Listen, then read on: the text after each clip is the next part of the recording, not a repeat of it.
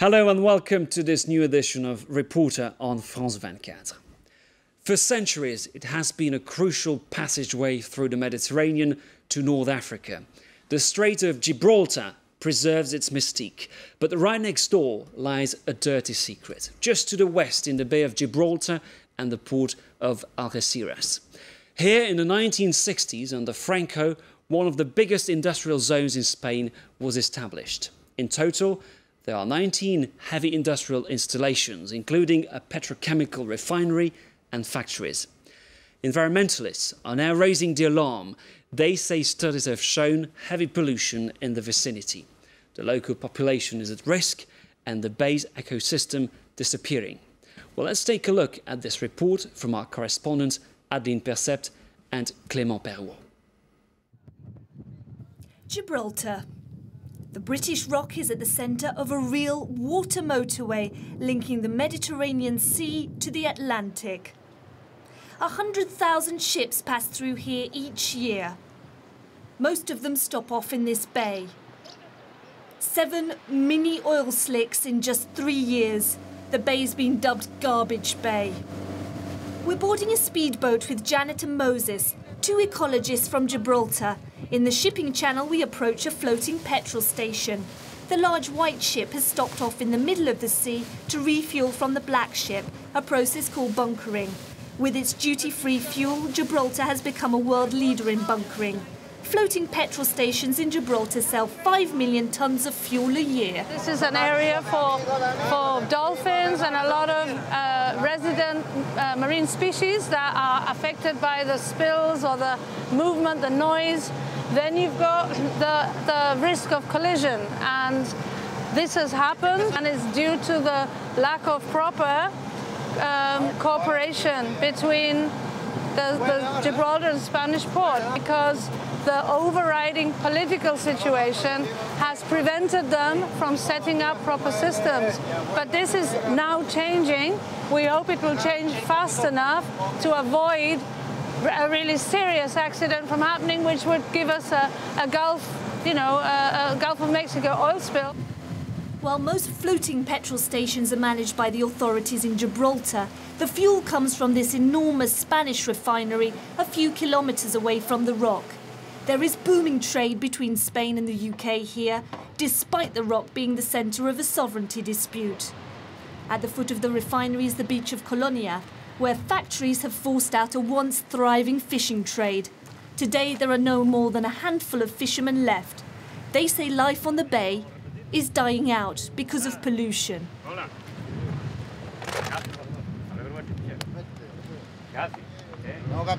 I can't even survive with my boat, but I've got no other choice. I'm on benefits, so I've got the boat out again because I've got to earn money. The pollution is killing everything here. You can't even imagine how I found my boat one day, full of sulphur. I went to the factory to complain. I said, "Where's this sulphur come from?" I swear to you, Antonio, if you'd seen it, I'd just repainted it as well. It was in a terrible state. I felt like blowing up the whole industrial area. 2 men from the factory came down to see it and told me, no, it's impossible that that's from us. And do you remember that oil leak from the Napoleona? That was exactly the same. Every factory kept passing the buck. Sometimes we even pick up fish with deformities. Yes, they're deformed or they're full of fuel. Often you have to throw out what you fished. In any case, a lot of people don't want to buy the fish that are caught here. The refinery is part of this enormous industrial centre born during the 1960s Franco dictatorship. Today it has 19 industrial installations located right at the heart of an area with 300,000 residents. We're on the coast road which runs along the bay. Raquel belongs to the Association of Residents Surrounded by Industry. Backed by green NGOs in Spain, including Greenpeace, these residents warn of an environmental disaster and health risks from heavily contaminated water and air. I think there's a legal vacuum when it comes to knowing whether or not regulation on gas emissions is being respected. We know we have benzene, propane, carbon dioxide, nitrogen oxide in the air, particles of all possible sizes, etc., etc. Raquel takes us to her place, which is literally at the foot of the factories. She's one of many locals battling factories and local authorities who say they follow all environmental laws.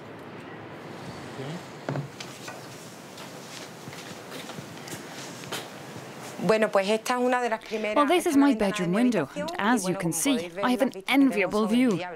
You can see one of the first factories that was built here, a hydroelectric station. Residents and the authorities argue over their respective scientific studies, and Raquel finds examples of pollution in her own back garden.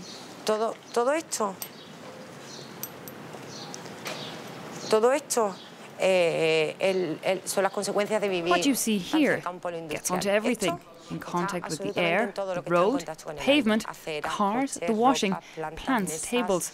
If my table is covered with traces of acid rain, you don't have to be a brain surgeon to figure out that the pollution is affecting us.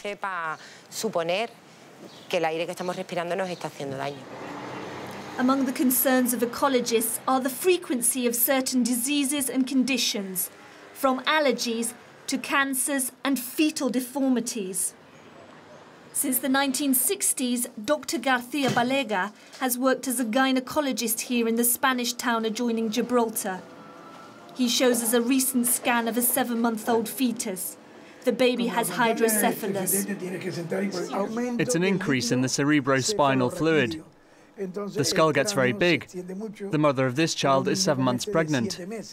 Showing that this is due to the pollution is difficult, but what is certain is that this deformity is a lot more common here. This doctor says atmospheric pollution has caused fetal deformations for several decades now. He's kept photos from the 70s of deformed newly born babies. He says these births went ahead because doctors didn't do scans back then.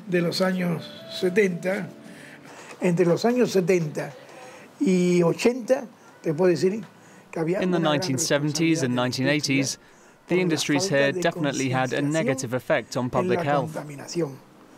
We weren't aware of the effects of the pollution. Today, the authorities are a bit more concerned about it and spend more on reducing the effects of pollution. But they're still not doing enough. More needs to be done.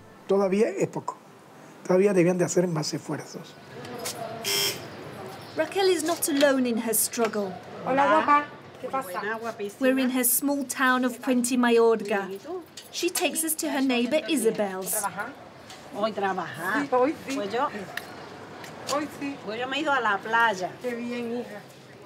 Their conversations always come back to the same subject, the pollution and its effects on human health. Isabel's 30-year-old daughter, Irene, has a congenital disease. This afternoon, we went to the beach, and I tell you, I'm sure there had been a fuel leak there today. There was a kind of thick film on the surface of the water. Isabel has lost several family members to cancer. It's common to hear residents here saying bitterly that everyone in the area has a loved one who's died from cancer.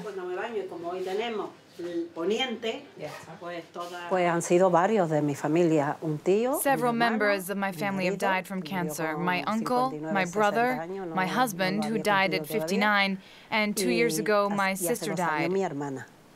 So, unfortunately, there is more than one person struck by cancer in each family.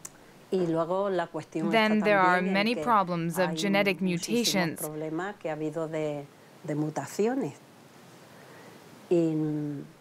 I don't know what's going on here.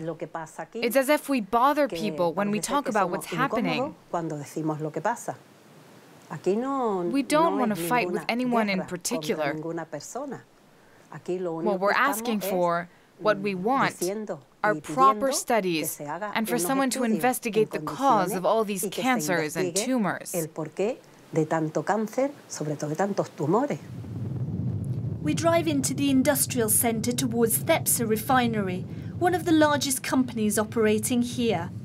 We asked for an interview with the head of one of its factories, Miguel Calderon, and he responded quickly, agreeing to speak with us.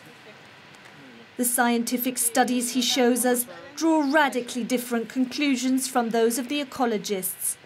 The industries here, he tells us, have invested 1 billion euros in the last 2 years to fight pollution.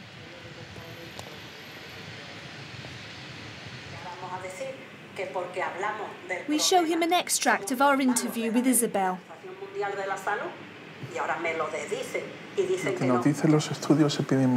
What the epidemiological studies we have so far show us is that life expectancy here, both for men and women, has increased by 7 years in the last 30.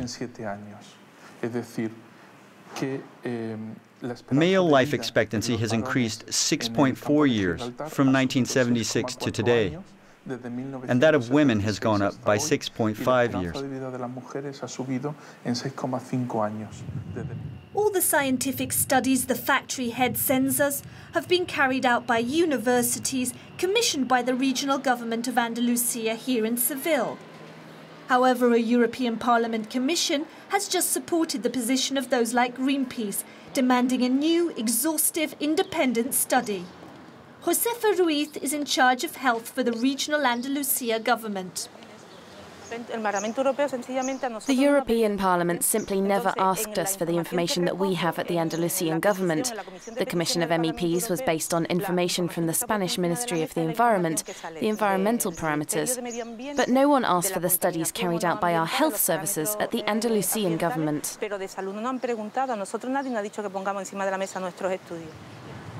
In Gibraltar, ecologists tell a different version. Janet and Tom commissioned an American laboratory to carry out an analysis of atmospheric pollution. Samples collected in buckets like this one found levels of benzene 22 times higher than permitted levels. There's no planes. Are they lying? Well, when we went to see them in the last month, we said, well, look, you say that all your samples are accurate and all the rest, and the air is pure. We offered to take a sample there and then, in front of them, with this thing, following a simple procedure. They refused. They did not allow us to do that. Now, that to us tells us a lot. They're still worried, right? That they're still worried that we're going to prove that they're lying. So.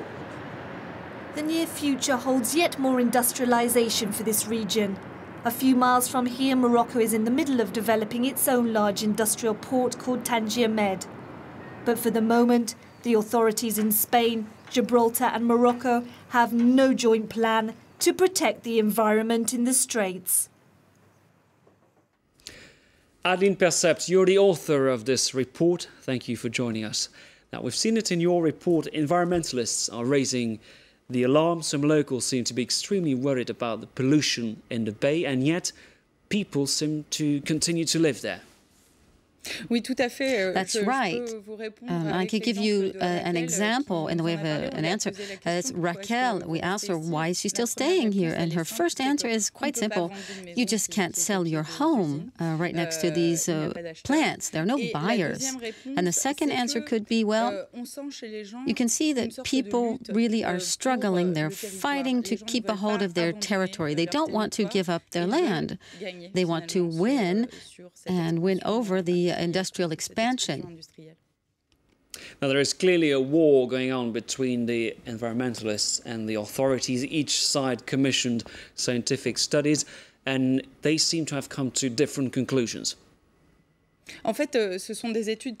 That's right, but in fact the studies aren't looking at the same issues, so that's why the answers aren't similar.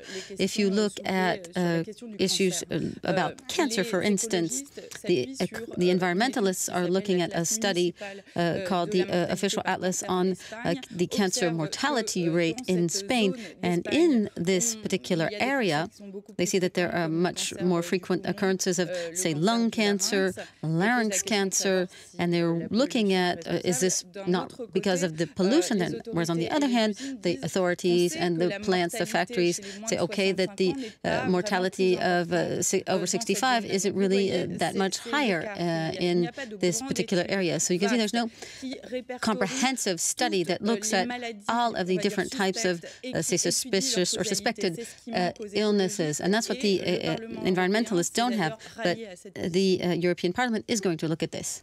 Now, as we speak, new industrial projects are being developed in the region, including in Morocco on the other side of the strait. Are these projects being met with resistance? Yes, absolutely. The environmentalists in the area want a moratorium on all industrial expansion. Look at specifically this large zone, the Gibraltar harbour, Tangimed as well, that has a lot of industrial development. Of course, there's been much talk about the oil spill in America. Is there a fear in Spain that a similar disaster could take place in the Strait of Gibraltar? Yes, because in fact, there's a hole here, if you will. There's a lot of traffic going through there. It's a strategic area. There's a lot of risk of collisions. There have been 7 mini oil spills over the past 3 years, and we're fearing that the next accident could involve one of these floating fuel stations. You can imagine if one of these boats are involved in a collision, you can imagine what type of the disaster it could be. Both, it could be terrible for Spain, for Gibraltar, but also for the Moroccan coastline as well. Aline Percept, thank you very much. Well, that's all we've got time for today. Please do join us again next week. Goodbye.